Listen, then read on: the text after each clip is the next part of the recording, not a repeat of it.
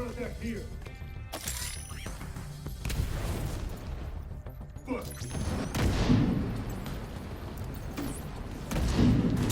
Where the fuck did they go?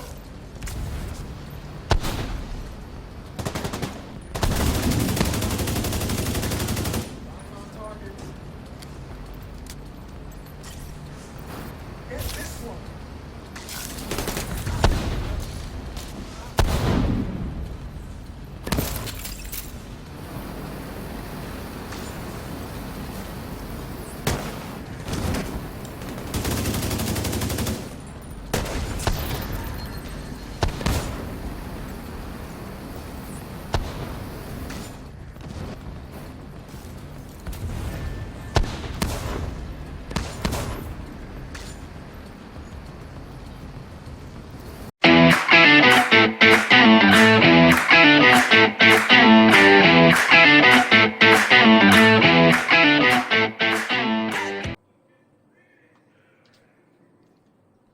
Hey guys, I'm Clint FlairWOO. Welcome back to another Division 2 build video, and today is an explosion burning special. I call it the Firebomb build for PvE.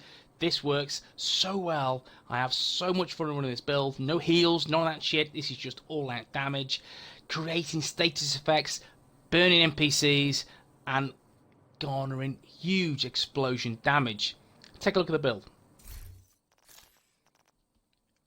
Okay guys, I'm rolling with the Demolitionist specialization, which is key because I'm going to get that 25% explosive damage. So that's key, so make sure you're rolling with that. I have 4 offensive, 3 defensive, and 11 utility stats. The more utility you have on a skill build nowadays with the BTSU, the more you will get from your build. So the more damage, more healing, more duration, more capacity, so on and so on. So BTSU, more utility, more value. So 213k armor, 27k health, bit squishy. Skill power 3000. Don't really go over that. There's no point because your mods will go up to 3k. So there's no point going any higher than 3k. I've seen many skill builds 3.5k, 4k. You are doing it wrong. Don't. 3k is the maximum. Now let's take a look at this. The mask is Childlight Industries. That's 10% explosion damage, which is key. Make sure you have one piece somewhere on your build. The attributes: 41% damage to elites, 19% skill haste, and destructive, which is again integral to this build. The chest piece is Absolute Armament chest piece, which is skill haste and skill power. Attributes: skill power 610, which is decent. I wish it could be higher, but it is what it is. 11% critic chance. Ideally, I would like more armor or more health. But the talent, which is key, destructive, that's 20% explosive damage. Now the mods: armor, explosive resistance, total armor. Skill power, increasing snare duration, increased blind duration. And armor, total armor, and protection from elites. The holster is Douglas and Harding, 5% critic accuracy. Skill power is 705. Destructive as a talent. That's why I'm using this particular piece. And the utility mod is skill power with explosive damage and increased kill XP. Now, the knee pads, it's Province Defense, which is 10% skill power, 368 skill power, and the talent destructive. Offensive mod is weapon damage, damage to armor. The gloves, again, it's the BTSU gloves. Elemental gadgetry skills that apply status effects gain plus 50% status effect duration and 50% skill haste. So look through your skills. You need to have something that gathers you a status effect. Anything that has that as a skill, make sure it's equipped as your secondary skill, and your primary skill is an offensive damage dealing skill. Energy infusion: whenever you apply a status effect, your gloves become infused with that effect for 60 seconds. While infused, you gain plus 10% skill damage, 10% skill healing and repair, and 10% skill duration for each utility stat that you have.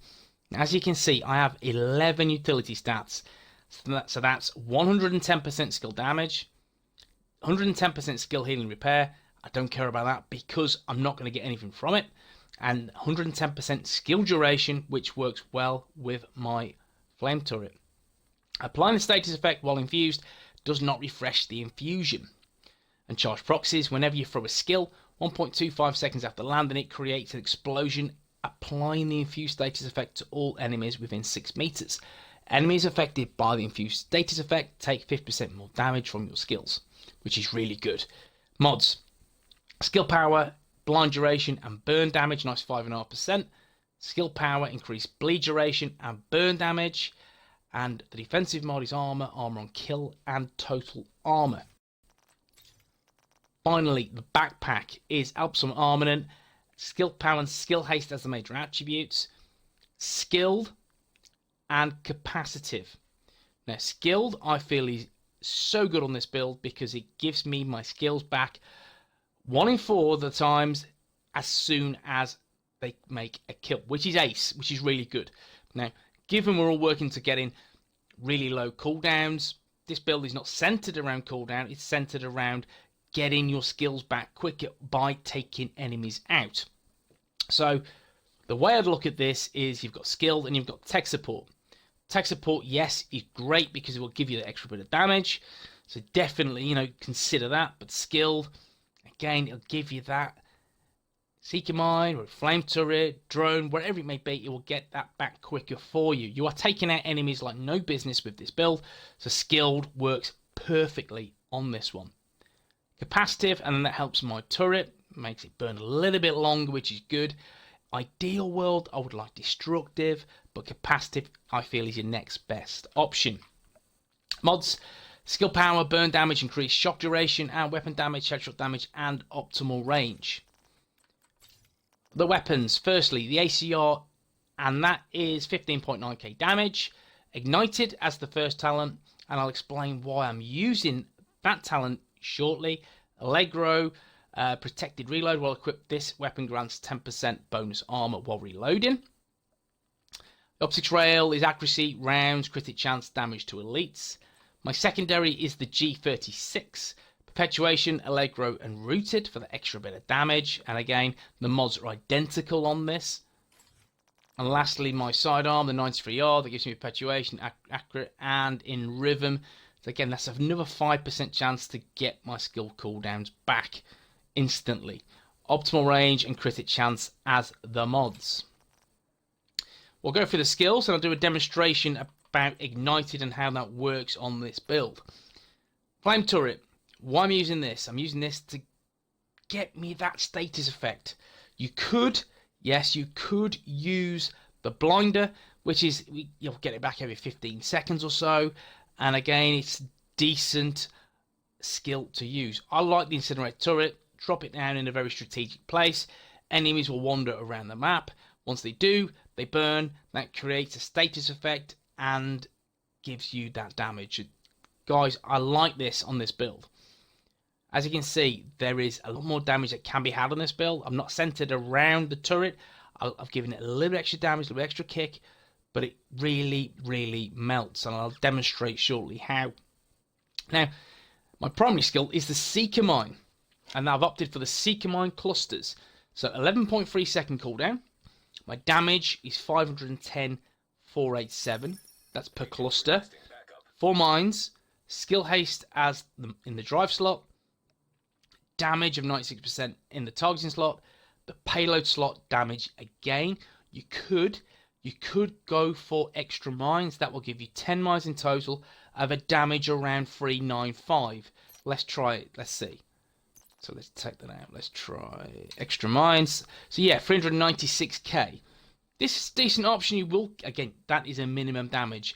Whilst it all procs, that will be boosted. So that could be a good way to run if you wanted to. But I've opted for the extra bit of damage on this build. Let's just find the relevant mod. There you go.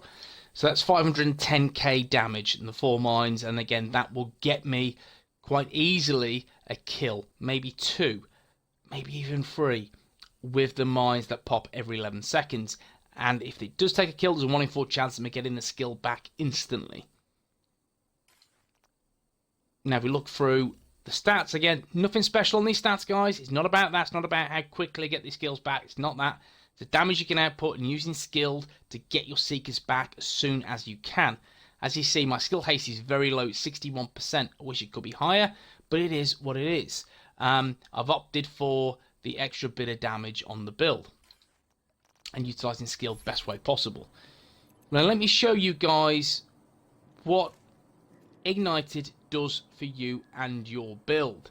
Now, if we just get in cover here, so what I'm going to do, I'm going to go into my inventory, look at my weapons. As you can see, ACR, which has Ignited, deal plus 20% weapon damage to burning enemies. Yeah, okay, whatever. Let's just switch to my carbine with overflowing, optimal, and overlap. So we're just going to pop this turret up. Elite enemy, as you can see. Let's let it burn a little bit. As you can see, looking about 24. Let that bad boy burn a bit.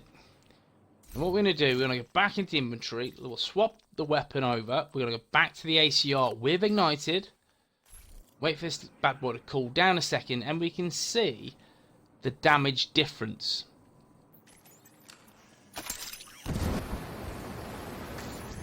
And as you can see, guys, Ignited over anything else with a flame turret, it will get you this extra huge amount of damage on the build. As you can see, 76 there. It was based around about 58. So yes, Ignited is perfect. Really is for your flame turret. Do not go spike. There's no point. Ignited gives you a bigger raw damage output, so definitely utilize that. Let me just pop this and we'll see how effective the Seekers are. These bad boys and very hard. There you go, let's just check this out. So here's the Seekers, 510k damage. Nothing procced. And as you can see, it absolutely annihilates. We'll just pop the turret down as well. You see, rinses. And again, the Seekers are back.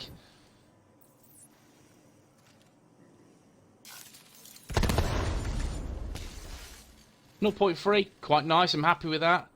But there you go, guys, this is my Firebomb build for PvE. It's a hell of a lot of fun.